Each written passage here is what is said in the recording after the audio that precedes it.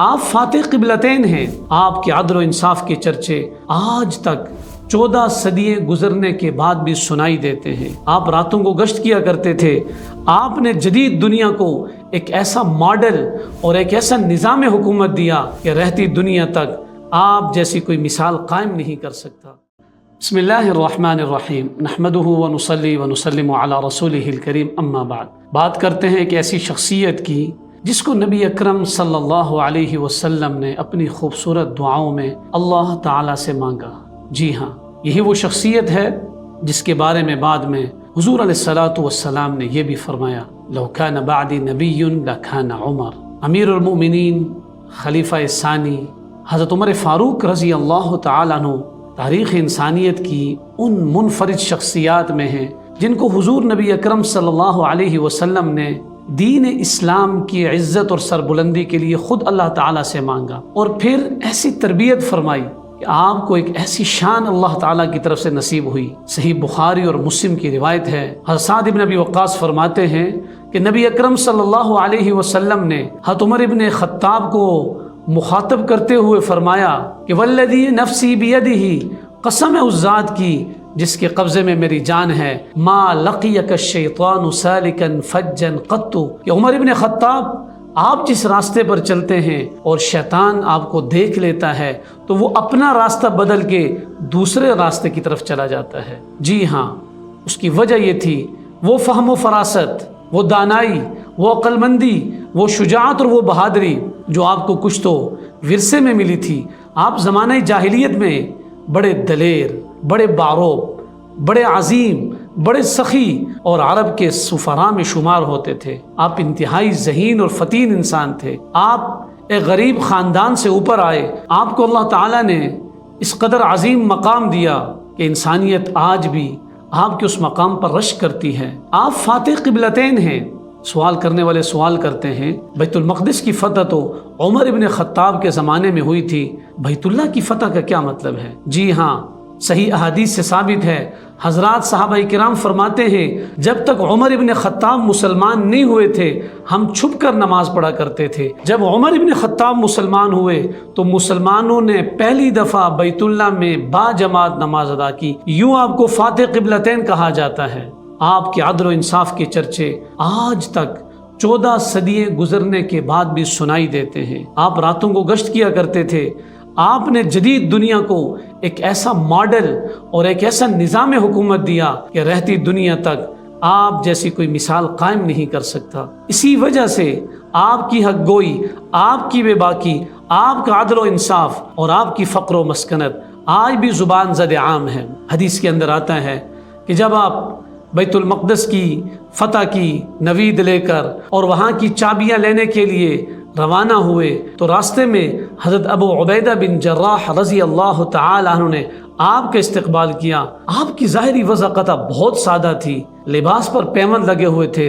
حضرت ابو عبیدہ نے درخواست کی کہ امیر المومنین، اگر ظاہری شان و شوکت تھوڑی بہتر کر دی جائے تو بڑا مناسب ہوگا۔ عمر ابن خطاب نے وہ تاریخی جواب دیا جو قیامت کی صبح تک روشن رہے گا۔ فرمایا ابو عبیدہ، اگر تیرے علاوہ کوئی اور یہ بات کہتا تو میں اس کو عبرت کا نشان بنا دیتا، لیکن یاد رکھو انا کننا اذل قوم فاعزنا اللہ بالاسلام، ہم دنیا میں سب سے گرے ہوئے لوگ تھے، اللہ رب العزت نے اسلام کی برکت سے ہمیں عظمت اور عزت اور جلال اور وجاہت نصیب فرمائی ہے۔ اگر ہم نے اسلام کو چھوڑ کر ظاہری شان و شوکت اور ٹیپ ٹاپ میں یہ عزت تلاش کی تو اللہ ہمیں ذلیل کر دیں گے۔ یہ ایک جملہ نہیں تھا، یہ ایک تاریخ کا سبق تھا کہ 22 لاکھ مربع میل کا حکمران اور قبلہ اول کا فاتح جب چابیاں لینے کے لیے جا رہا ہے تو ظاہری شان و شوکت کو نہیں، لیکن روب اور دبدبہ اتنا ہے کہ دیکھنے والے ورطہ حیرت میں مبتلا ہو جاتے تھے۔ مصر کے گورنر حضرت عمرو بن العاص کے بیٹے نے ایک عام مصری شہری کے ساتھ تلخ کلامی کی اور بات مارنے تک پہنچ گئی، اور ساتھ یہ جملہ اس کے منہ سے نکل گیا، انا ابن الاکرمین، میں معزز لوگوں کا بیٹا ہوں، امیر المومنین مدینہ منورہ میں ہے۔ یہ بات پہنچی، آپ کو بڑا غصہ آیا۔ عمرو بن العاص رضی اللہ تعالیٰ عنہ گورنر مصر کو ان کے بیٹے کے ساتھ طلب کیا اور فرمایا کہ ہاں، لوگوں نے تو اپنے بچوں کو اور ماؤں نے تو اپنے بیٹوں کو آزاد جانا ہے، اور آپ نے کب سے ان کو غلام بنانا شروع کر دیا ہے؟ اور یوں اس عام مصری شاعری سے کہا یہ لو کوڑا، اور جو معزز لوگ ہیں ان سے اپنا بدلہ لو۔ ایک موقع پر آپ رضی اللہ تعالیٰ عنہ نے یہ فرمایا کہ لوگوں نے مہر بہت زیادہ دینا شروع کر دیا ہے، لہٰذا اس کو کم کرنا چاہیے۔ ایک بوڑھی خاتون نے آپ کو پکڑ لیا اور کہا کہ اللہ رب العزت تو قرآن کریم میں فرماتے ہیں وَإِنْ آتَيْتُمْ إِحْدَاهُنَّ قِنْطَارًا فَلَا تَأْخُذُوا مِنْهُ شَيْئًا، اگر تم نے عورتوں کے مہر میں لامحدود خزانے بھی لوٹا دیے تب بھی ان سے نہ لو۔ تو قنطار تو بہت بڑے مال کو کہتے ہیں، جس چیز کو اللہ تعالیٰ نے وسعت دی ہے آپ اس کو کیسے محدود کرتے ہیں؟ حضرت عمر فوراً مان گئے اور فرمایا اصابت امرأة وأخطأ عمر، اس عورت نے صحیح بات کی اور عمر اس مسئلے میں غلطی پر تھے۔ آپ کی مدت خلافت 10 سال 6 ماہ ہے، 13 سے 23 ہجری تک آپ مسلمانوں کے حاکم اور خلیفہ رہے۔ فجر کی نماز مسجد نبوی میں پڑھا رہے تھے کہ ایک مجوسی غلام ابو لؤلؤ فیروز نے 2 دھاری خنجر سے آپ پر وار کیا اور آپ اس وار سے گر پڑے۔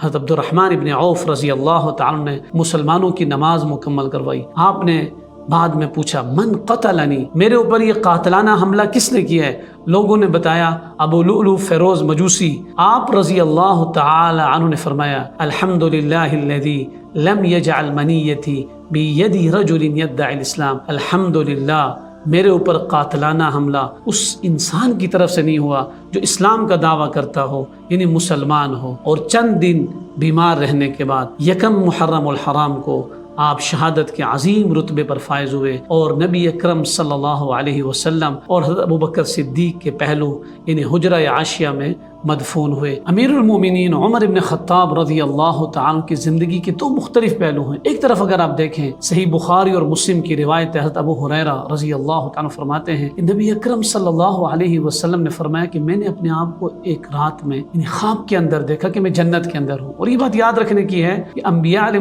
السلام کا خواب سچا ہوتا ہے، مبنی بر حق ہوتا ہے اور وحی کا تسلسل ہوتا ہے۔ تو فرمایا کہ میں نے ایک محل دیکھا جس کے ایک کنارے میں ایک عورت وضو کر رہی تھی، تو میں نے پوچھا لمن هذا القصر، یہ محل کس کا ہے؟ تو آگے سے بتایا گیا هذا لعمر بن الخطاب، یہ عمر ابن خطاب کا محل ہے۔ یہ بخاری مسلم کی روایت ہے۔ دوسری طرف حضرت عمر کا خوف خدا دیکھیں اور عاجزی اور انکساری دیکھیں اور فکر آخرت دیکھیں کہ جب آپ کی شہادت کا وقت قریب ہوا اور عبداللہ ابن عمر نے آپ کا سر اپنی گود میں رکھا تو آپ رضی اللہ عنہ نے فرمایا کہ ضع خدی علی الارض، کہ میرا سر زمین پر رکھ دو۔ تو عبداللہ ابن عمر نے فرمایا ابا جان کیا فرق پڑتا ہے، یعنی خدمت کا آخری موقع ہے جو میں ہاتھ سے کیوں جانے دوں؟ فرمایا دیکھو عمر ہلاک ہو جائے گا اگر اللہ تعالیٰ نے اس کی مغفرت نہ کی۔ حضور نبی اکرم صلی اللہ علیہ وسلم کی زبان اطہر سے جنت کی بے شمار بشارتیں موجود ہیں، لیکن فکر آخرت اور خوف خدا اس قدر رچا بسا ہے چونکہ آپ یہ سمجھتے تھے کہ مسلمانوں کے امور کی ذمہ داری اتنا